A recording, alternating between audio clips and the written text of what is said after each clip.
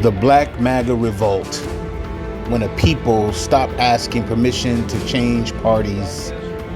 The Democratic Party does not own the black vote. Republican Party does not own it either. And perhaps that is precisely the point. One angry black MAGA general. There's a sentence that still makes some people uncomfortable. Black Americans are allowed to change their minds. Not just about candidates, not just about policies, about political identity itself. For generations, American politics operated on an assumption so deeply embedded that many people stopped questioning it. Black people vote Democrat, period. But what happens when a generation begins asking, what if the arrangement isn't working for us anymore? That question, not Donald Trump, is the real story behind the emergence of Black MAGA. And I would argue that the significance of this movement extends far beyond whether one likes Donald Trump. It represents something much deeper, a rebellion against political ownership. The Democratic Party does not own Black America. Let's establish something before the shouting begins.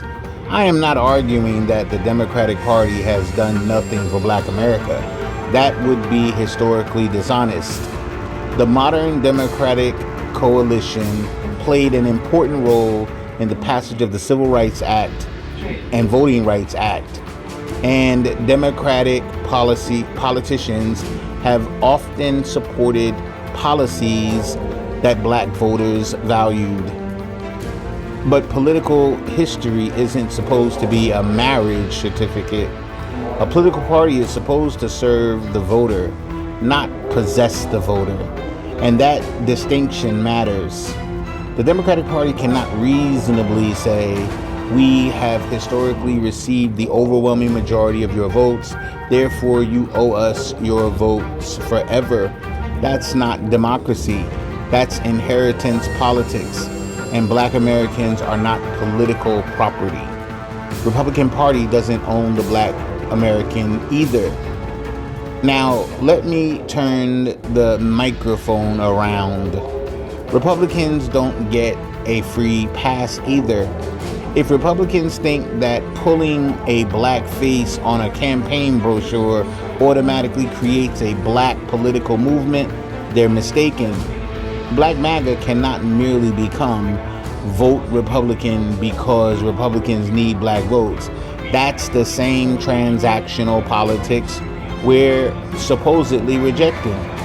If Republicans want black support, they have to earn it. Talk about entrepreneurship. Talk about school choice. Talk about public safety. Talk about fatherhood. Talk about home ownership. Talk about economic mobility. Talk about criminal justice. Talk about religious liberty. Talk about opportunity. Talk about the dignity of work. Talk about why government programs sometimes become permanent substitutes for the very opportunities they are supposed to create. And then listen. Because Black Americans don't need another political party telling them what blackness is supposed to look like, enter Donald Trump. This is where Donald Trump changed the equation. Not because he somehow discovered Black America, not because he solved every problem, and certainly not because every black voter suddenly became Republican. In 2024, the 2024 numbers don't support that fantasy. But something did happen. Trump made measurable gains among black voters, particularly younger black men. AP Votecast found that approximately 3 in 10 black men under 45 voted for Trump in 2024, roughly twice his 2020 share among that group. Overall, about 8 in 10 black voters still supported Kamala Harris, meaning the shift was significant but somewhere near a wholesale realignment. nowhere near a wholesale realignment. That distinction is important. The black electorate did not suddenly become Republican, but the political wall cracked. And once the wall cracks, politicians have to start asking why. The question isn't why do black people like Trump? That's actually the wrong question.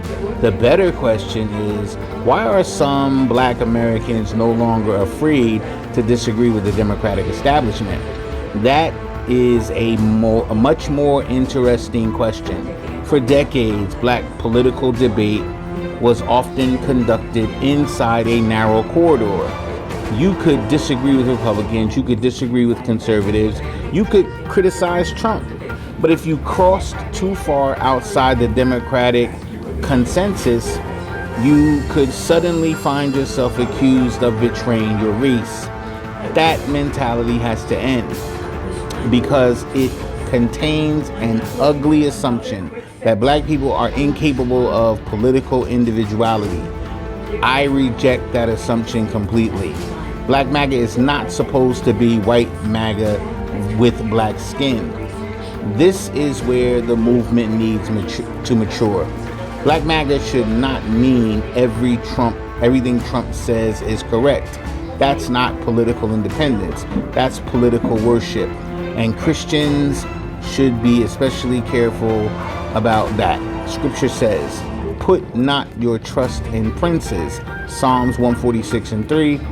No, not presidents, not governors, not political parties, not commentators, not movements. God.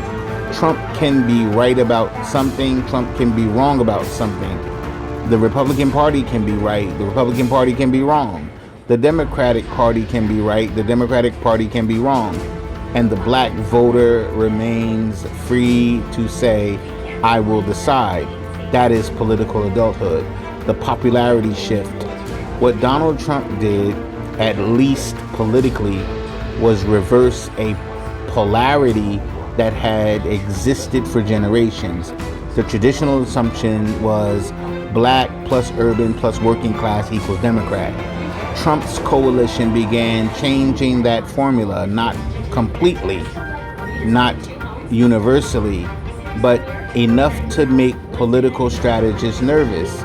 The 2024 election demonstrated that Trump's coalition became somewhat more diverse with measurable gains among black and Hispanic voters.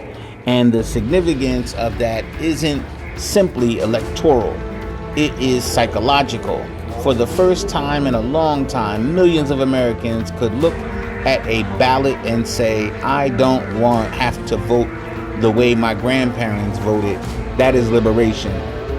The crisis in Black America cannot be reduced to racism. Here's another conversation that we need to have. Racism exists, it matters. America has a history of racial injustice that cannot simply be erased.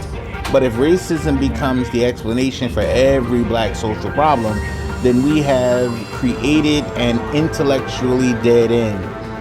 What about fatherlessness? What about failing schools? What about violent crimes? What about addiction? What about unemployment? What about housing? What about entrepreneurship? What about marriage? What about the destruction of neighborhood institutions? What about the young man who wants to build a business rather than spend his life navigating government bureaucracy? What about the young woman who wants safe streets for her children? What about the family that wants to own a home? These aren't merely racial questions. They're human questions. And Black MAGA's strongest argument is that black political discussion should be broad enough to address all of them. We need to stop confusing government with liberation. This is perhaps the most important philosophical argument. There was a time when government institutions was necessary to dismantle legally enforced racial oppression. But government intervention and human liberation are not synonymous. Government can remove barriers. It cannot manufacture character. Government can fund programs. It cannot manufacture fathers. Government can subsidize housing. It cannot manufacture a healthy neighborhood. Government can create educational policy. It cannot make a child love learning. Government can prosecute criminals. It cannot create a culture in which children grow up respecting human life. Those things require families, churches, schools, businesses, neighborhoods, and individual responsibility. This is where conservative thought has something important to contribute to the Black American conversation. The Black church should be having this debate. And here, my Catholic perspective enters the argument. Christianity refuses to reduce human beings to economic units or voting blocks. Genesis says God created mankind in his image. That means Black dignity doesn't come from the Democratic Party. It doesn't come from the Republican Party. It doesn't come from the civil rights establishment. It doesn't come from Donald Trump. It comes from God. That changes everything. Because if dignity comes from God, then I don't need a political party to validate my existence. And if my neighbor's dignity also comes from God, then political disagreement cannot become an excuse to dehumanize him. The Black MAGA movement's greatest opportunity. The greatest opportunity isn't simply getting more Black people to vote Republican. That's too small. The bigger opportunity is creating politically independent Black Americans. People who ask what policy actually works, not which party told me to support it. People who can say, I voted Democrat this year because I believe Democrats are right on this issue, and then I voted Republican next year because Republicans are right on another. That's freedom. And ironically, the most powerful Black political movement might ultimately be the one that makes both parties afraid of taking Black voters for granted. Democrats should be worried, not because every Black American is leaving. They're not. The 2024 election makes that clear. But because the assumption of permanent loyalty is weakening, AP reporting showed that Trump's gains among Black voters were concentrated particularly among younger Black men, while Harris continued to win the overwhelming majority of Black voters overall. That means Democrats still have enormous strength among Black voters, but strength is not ownership. And that's an important distinction. If Democrats can remain or retain Black voters, they should stop treating disagreement as betrayal. Debate us, compete with us, earn us. And Republicans should be worried too. Because Black MAGA will fail in it if it becomes merely an electoral machine, Black conservatives should demand something in return for their votes.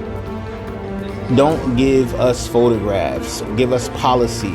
Don't give us speeches, give us measurable outcomes. Don't tell us that we're special. Tell us what you're going to do about economic mobility, education, political safety, entrepreneurship, housing, family stability, addiction, fatherhood, criminal justice, workforce development, religious liberty, and then let us judge the results. This is why I defend Black MAGA. I don't defend Black MAGA because I believe Black people should become Republicans. I defend it because I believe Black people should be politically free. If a Black voter believes Donald Trump represents his interests, he should be able to say so without being accused of betraying his race. If another Black voter believes Trump is terrible for America, she should be able to say that too.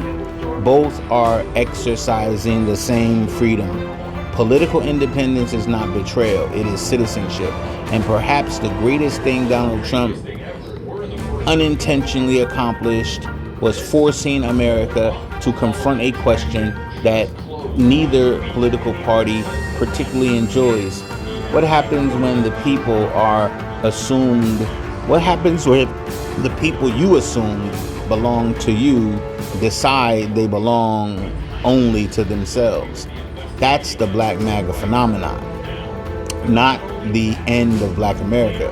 Not the abandonment of Black history. Not the rejection of civil rights. Rather, a demand for political adulthood. My final word, I am not asking Black America to become Republican. I'm asking Black America to become free. Free enough to criticize Democrats. Free enough to criticize Republicans. Free enough to criticize Trump. Free enough to criticize or praise Trump. Free enough to study Malcolm X. Free enough to study Martin Luther King Jr. Free enough to read Thomas Sowell. Free enough to read James Baldwin. Free enough to read scripture. Free enough to disagree with them all. Because the moment a political party tells you that you aren't allowed to leave, you should probably start looking for the exit. The future of Black American politics should not be decided by fear. It should be decided by guilt. It should not be decided by guilt. It should not be decided by racial gatekeepers. It should not be decided by Democrats. It should not be decided by Republicans. And it certainly shouldn't be decided by Donald Trump. It should be decided by Black Americans themselves. And if that means some choose MAGA, let them. If that means some choose Democrats, let them. If that means some become independents, let them. Because the ultimate victory isn't getting Black America to vote for my party. The ultimate victory is getting Black America to understand that no party owns our vote, we do. And that, ladies and gentlemen, is the real revolution. One angry Black MAGA general signing off.